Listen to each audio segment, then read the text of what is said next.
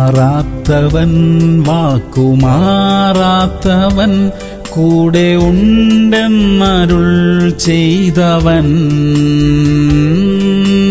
മാറുകില്ല, വാക്കുമാറുകില്ല, ഒരു നാളിലും കൈവിടില്ല.